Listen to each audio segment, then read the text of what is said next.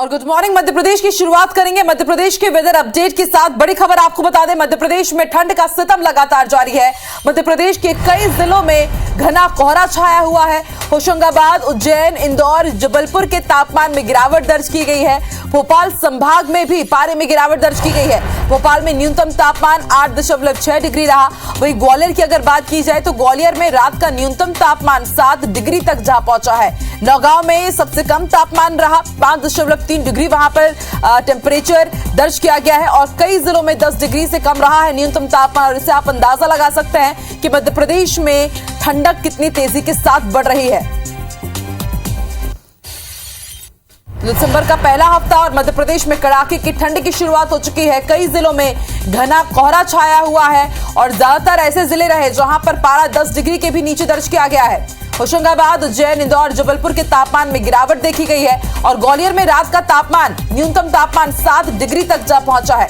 नौगांव की अगर बात की जाए तो बीते दिनों हमने आपको बताया था कि नौगांव सबसे ज्यादा ठंड वाला इलाका घोषित किया गया और एक बार फिर से नौगांव सबसे ठंड भरा इलाका रहा। उत्तर भारत में जो भारी बर्फबारी हो रही है उसका असर मध्य प्रदेश के भी मैदानी इलाकों में देखने को मिल रहा है। सीधा असर यहां पर तेज ठंड पड़ रही है।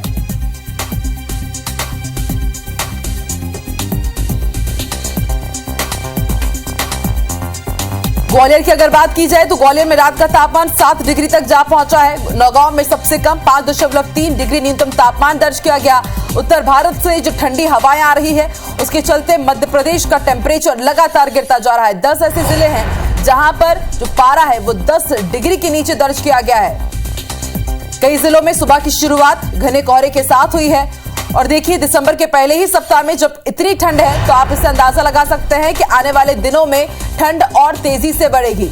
ऐसे में IBC 24 अपने दर्शकों से अपील करता है कि अगर आप घरों से बाहर निकल रहे हैं तो गर्म कपड़े जरूर पहनकर निकले। शीतलहर से जरूर बचें क्योंकि आने वाले दिनों में मौसम विभाग ने शीतलहर की भी चेतावनी दी है।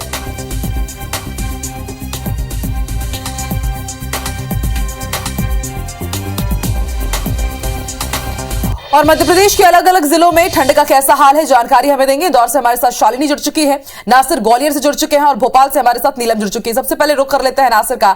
नासिर, ग्वालियर चंबल संभाग लगातार मध्य प्रदेश में सबसे ठंडा बताया जा रहा है। फिलहाल ताजा अपडेट क्या है, मौसम विभाग ने आगामी दिनों के लिए क्या आशंकाएं जताई हैं?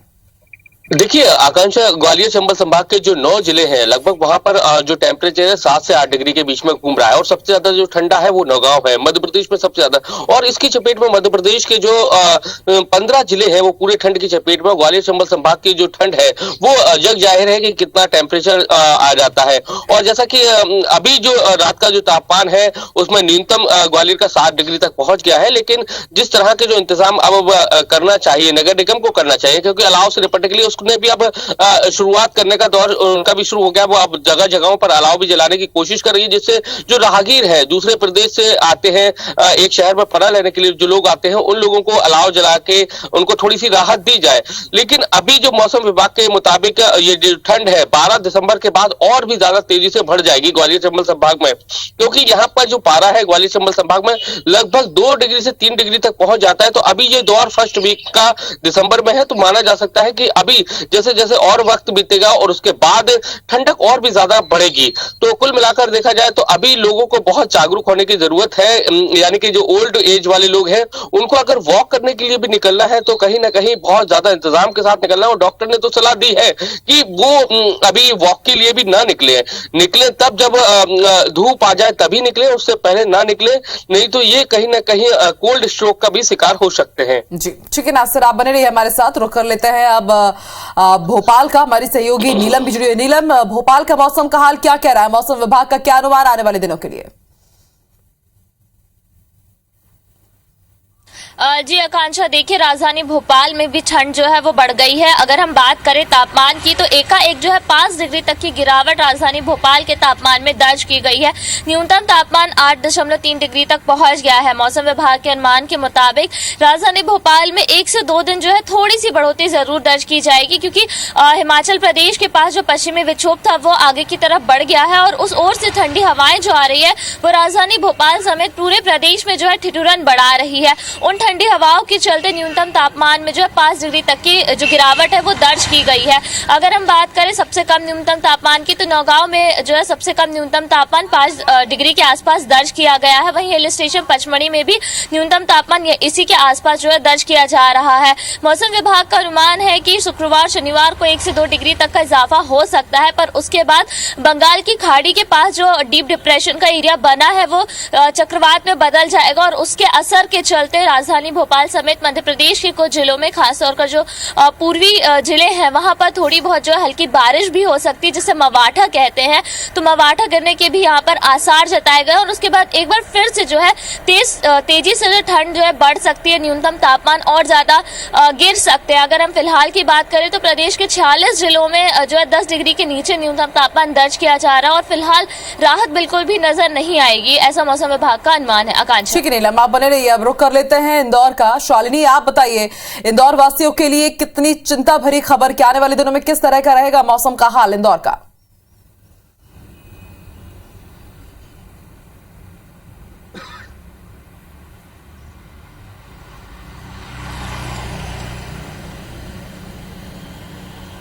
शालिनी, आप सुन पा रही है तो अपडेट दीजिए, वेदर अपडेट इंदौर का।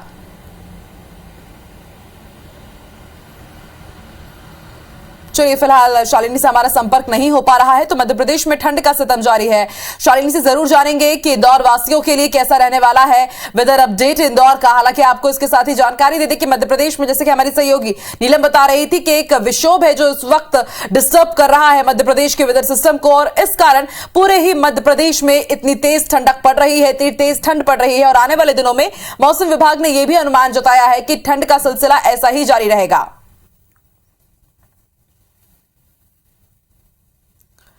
तो तस्वीरें भी हम आपको दिखा रहे हैं, आप देख सकते हैं मध्य प्रदेश के ज्यादातर जिलों की शुरुआत घने कोहरे के साथ हुई है। एहतियातन स्कूलों के जो टाइम है उसमें पहले ही काफी हमने बदलाव देखा था, थोड़ी देरी से अब स्कूल शुरू किए जा रहे हैं और इसके साथ ही ग्वालियर से हमारे सहयोगी नासिर बता रहे थे कि अब रैन बसेरों में भी जगह जगह अलाव भी जलाए जा रहे हैं ताकि जो राहगीर है, दूसरे शहरों से जो लोग पहुंच रहे हैं, उन्हें दिक्कतों का सामना न करना पड़े।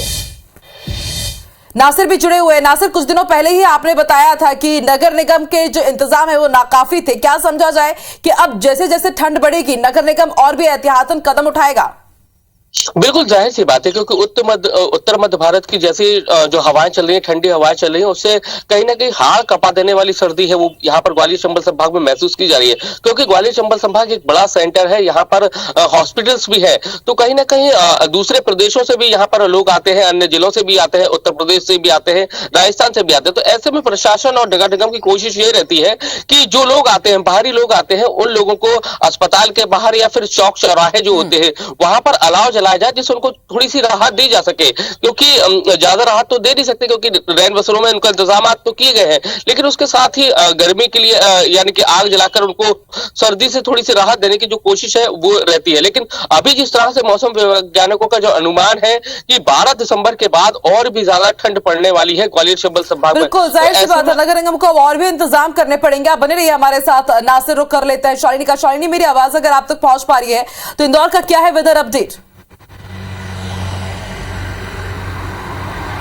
आकांक्षा, देखिए जिस तरह से लगातार वे बंगाल में तूफान के आसार बने हुए हैं, उसका असर खासतौर पर इंदौर पर देखने को मिल रहा है। नमी आई है और उसके चलते एकाएक जो तापमान है उसमें गिरावट दर्ज की गई है। न्यूनतम तापमान इस समय शहर का 10 डिग्री और अधिकांश तापमान की अगर मैं बात करूं तो वो 21 डिग्री के आसपास बना हुआ है। आने वाले 2-3 दिनों के अंदर इंदौर शहर के अंदर बूंदाबांदी के आसार खासतौर पर व्यक्त किए गए हैं। इसके साथ ही बादल जो है वो छाए रहेंगे और यही इसी तरह की ठंड की अपेक्षा बीते कई दिनों से की जा रही थी, जिसकी सुबगाहट के साथ एक अच्छी दस्तक जो है वो इंदौर शहर में अब शुरू हो चुकी है। मौसम विभाग ने कहा है कि 15 दिसंबर के बाद इंदौर शहर के अंदर कड़ाके की ठंड रहने वाली है और उसके आसार अब नजर भी आ रहे हैं। अलग अलग पैमाने पर ठंड को लेकर तैयारियां जो है वो कर ली गई है। इंदौर नगर निगम ने जगह जगह सार्वजनिक स्थानों पर, जहां पर लोगों रहते हैं, ठहरते हैं वहाँ पर अलाव की व्यवस्था के साथ ही मंदिरों में हम देख रहे हैं कि अब भगवान को स्वेटर पहनाना जो शुरू कर दिया गया है, यानी भगवान के लिए भी विशेष व्यवस्थाएं जो है अब वो मंदिर में देखने को मिल रही है। और यही बताने के लिए काफी शालिनी समझा सकते हैं इंदौर वासी अभी गुलाबी ठंडक का मजा ले रहे हैं, लेकिन आने वाले दिनों में मौसम विभाग ने साफ कहा है कि कड़ाके की ठंड का भी असर उन्हें झेलना पड़ेगा। आप तीनों का ही शुक्रिया वेदर अपडेट के लिए। बैतूल में पिछले 65 घंटे से लगातार ऑपरेशन तन्मय जारी है। तन्मय के रेस्क्यू ऑपरेशन में पत्थर लगातार रोड़ा बन रहे हैं। अब करीब 10 फीट टनल बनाने का काम जारी है। 8 बार ड्रिलिंग किया जा चुका है, स्पेस बनाई जा चुकी है, लेकिन उसके बाद भी अब तक रेस्क्यू टीम तन्मय तक नहीं पहुंच पाई है।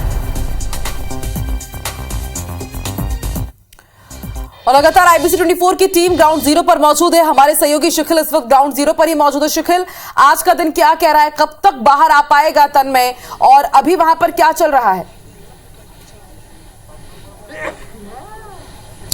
देखिए, अगर बातचीत की जाए तो लगभग 65 घंटों से ज़्यादा तन्मय को बचाने की जो मुहिम है उसे हो चले हैं।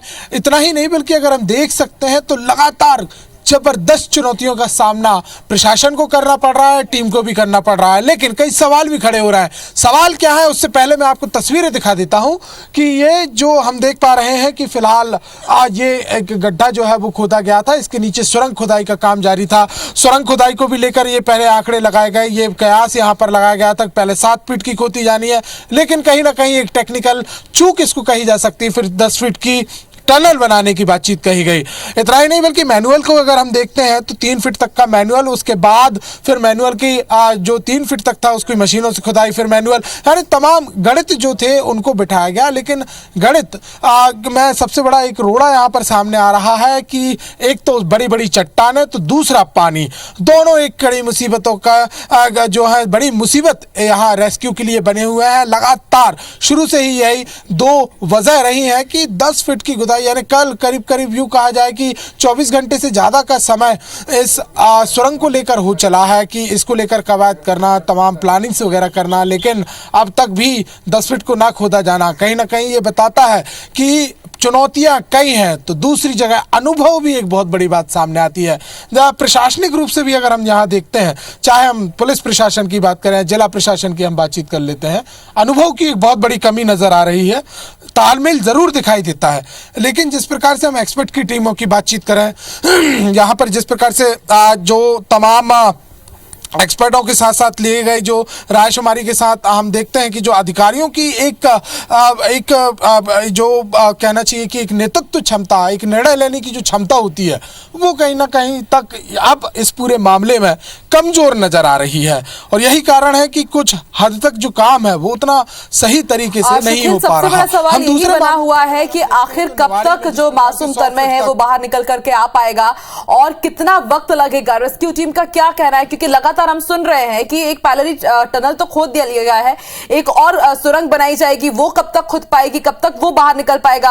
और एक बड़ी चिंता की बात यह कि प्रतिक्रिया कुछ भी नहीं मिल रही है तन्मय की तरफ से। देखिए, इस वक्त हमारे साथ बातचीत करने के लिए बैतूल ADM एस साहब यहाँ पर मौजूद हैं, एस जायसवाल सर, उनसे यहाँ पर बातचीत कर लेते हैं। सर, अभी क्या आगे रणनीति है और आखिर क्यों इतना देरी जो है वो हो रही, क्योंकि फिर कुछ समय के बाद फिर कुछ घंटे बढ़ रहे हैं? देखिए, बच्चे तक हॉरिजॉन्टली पहुंचने के लिए हमको 45 फीट बेस की ज़रूरत थी, चूँकि ये समय भी दृष्टिगोचर है कि काफ़ी हैवी चट्टान, बड़े बड़े बोल्डर यहाँ से निकले हैं। 45 तक का बेस हम लोग ने प्राप्त कर लिया है। अब हमको हॉरिजॉन्टली सुरंग नुमा एक रास्ता बनाते हुए बच्चे के पास में पहुंचना है। उसके लिए भी वहाँ पर भी हार्ड रॉक है बहुत, और चूंकि अब यहाँ तक हम आ चुके हैं, यहाँ तक तो पहले बच्चे से दूरी थी तो बड़ी बड़ी मशीनों का उपयोग किया गया जो सेफ था उस परिप्रेक्ष्य में। अब जैसे जैसे बच्चे के पास पहुँच रहे हैं तो बहुत हैवी मशीनों का उपयोग नहीं किया जा सकता, तो इसलिए टेक्निकल जो NDRF की टीम है वो उनके ही मार्गदर्शन में वो टीम नीचे है जो कि सुरंग बनाने का प्रयास कर रही है, और उन्हीं के द्वारा जो निर्णय लिए गए हैं उसके द्वारा अब शिखिल इनसे पूछिए कि कुछ प्रतिक्रिया दे रहा है क्या तन्मय, कुछ मतलब बातचीत करने की उससे कोशिश, कुछ नाश्ता वगैरह खाने पीने की चीजें पहुंचाई जा रही है क्या? उस तक डिगिंग करना पड़ेगा। डिगिंग करने के 8 बार जो डिगिंग होंगी उसमें 6 बार डिगिंग हो चुकी है। सर ये तो टेक्निकल बात रही कि ये पूरे काम जो है वो किए जा रहे हैं। सर दर्शक एक चीज और जानना चाहते हैं कि तन्मय की आखिर क्या स्थिति, क्या रिस्पांस कोई आया सर? नहीं, रिस्पांस नहीं है, इसलिए हम लोग जल्दी से जल्दी बालक तक पहुंचने का प्रयास कर रहे हैं ताकि इसको सकुशल निकाल लिया जाए। और इसमें जो हैवी जो चैलेंज है वो रॉक है, बड़ी कठोर चट्टानें हैं जिनको तोड़कर और तोड़ना भी है और इस प्रकार से इस बात का भी ध्यान रखना है कि बच्चे पर कुछ उसका दुष्परिणाम ना हो। तो यहाँ साफ तौर पर अधिकारियों का कहना है, एडीएम सर हमारे साथ में थे, वो बता रहे थे कि काफ़ी दिक्कतों का सामना करना पड़ रहा है। एसडीआरएफ एनडीआरएफ की टीमें लगी हुई है, रॉक्स जो है यानी बड़ी चट्टान है, साथ ही साथ एक पानी, वो एक समस्या का कारण बनी हुई है जिन्हें अब मैन्युअली यानी कि उतनी तेजी से खुदाई जो है चिंता की बात यह भी कि तन्मय भी कुछ रिस्पॉन्स नहीं कर रहा है। हालांकि सभी को इंतजार है कि एक अच्छी और सुखद तस्वीर वहां से जरूर सामने आएगी। आप भी नजर बना के रखिएगा, ताजा अपडेट आपसे लेते रहेंगे।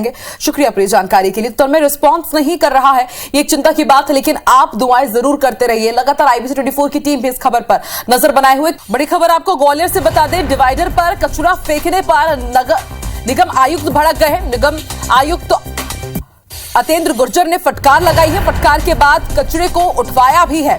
लापरवाह शख्स को फटकार लगाने का वीडियो वायरल हो गया। तस्वीरें आप देखिए, गंदगी पर निगम आयुक्त भड़कते हुए नजर आए।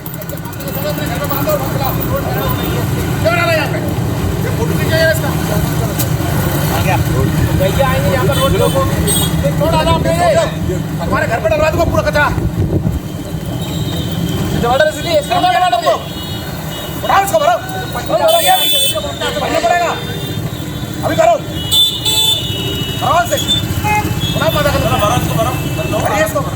नहीं चलेगी।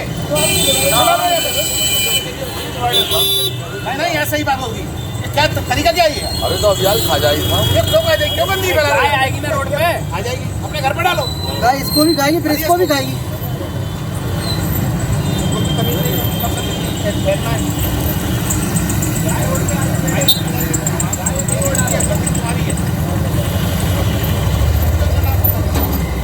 तो आपने सुना निगम आयुक्त किस तरह से गंदगी पर भड़कते हुए नजर आए। ना सिर्फ उन्होंने फटकार लगाई बल्कि फिर उस शख्स से बाकायदा पूरा कचरा भी उठाया। और जाहिर सी बात है, पूरा प्रशासन सरकार कोशिश यही करता है कि जो सड़कें हैं ग्वालियर की, पूरे मध्य प्रदेश की, वो साफ सुथरी रहे। लेकिन जब जनता पलीता लगाती है, जब जनता नहीं सुधरती, तो इस तरह की फटकार लगवाई जाती है और फिर उनसे कचरा भी उठाया गया। अब ये वीडियो तेजी से वायरल हो रहा है। चलिए आगे बढ़ते हैं। बड़ी खबर आपको भोपाल से बता दें, 12 दिसंबर से हड़ताल पर रहेंगे नगर निगम के कर्मचारी। कर्मचारियों ने सोमवार से हड़ताल की चेतावनी दी है और ऐसे में जाहिर सी बात है, निगम के कर्मचारी हड़ताल पर चले जाएंगे तो जनता को परेशान होना पड़ेगा। 6 सूत्रीय मांगों को लेकर पहले भी प्रदर्शन कर चुके हैं। ऐसे में शहरवासियों की जरूर मुश्किलें बढ़ सकती है। और अब बात सीएम शिवराज सिंह चौहान की। आज वो छिंदवाड़ा जिले के दौरे पर रहेंगे। कई विकास कार्यों की सौगात देंगे छिंदवाड़ा वासियों को और सीएम जनसेवा अभियान के हितग्राहियों को भी राशि का वितरण करेंगे। आम सभा को संबोधित करेंगे। सामुदायिक स्वास्थ्य केंद्र के नवनिर्मित भवन का लोकार्पण भी करेंगे। तो सीएम शिवराज सिंह चौहान आज छिंदवाड़ा जिले के दौरे पर रहेंगे। करोड़ों के विकास कार्यों की सौगात देंगे। नवनिर्मित सामुदायिक स्वास्थ्य केंद्र के भवन का शिलान्यास भी करेंगे। हितग्राहियों को राशि भी वितरित करेंगे।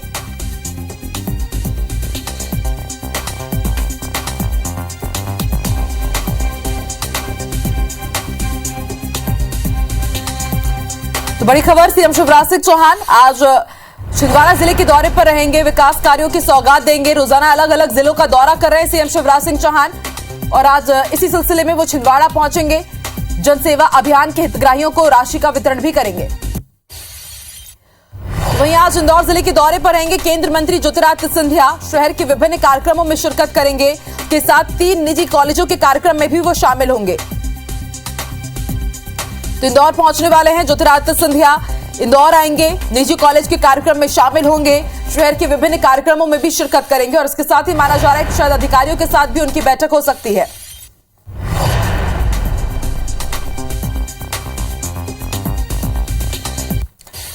और बड़ी खबर आपको जबलपुर से बता दें, जबलपुर में फिल्म रिटर्न टिकट की शूटिंग होगी। शाहरुख खान की फिल्म है रिटर्न टिकट और विश्व प्रसिद्ध पर्यटन स्थल भेड़ाघाट में शूटिंग होगी। जिला प्रशासन से अनुमति मिल चुकी है। तापसी पन्नू, विकी कौशल और बबन ईरानी इस फिल्म में लीड रोल में हैं और शाहरुख खान भी इसमें लीड रोल में है। रिटर्न टिकट जो कि आने वाले दिनों में जल्द ही सिनेमाघरों में प्रदर्शित की जाएगी और शाहरुख खान इसमें लीड स्टार में है। और आपको बता दें, भेड़ाघाट जो कि जबलपुर का विश्व प्रसिद्ध पर्यटन स्थल है, वहां पर यह शूटिंग होगी। जिला प्रशासन से अनुमति मिल चुकी है।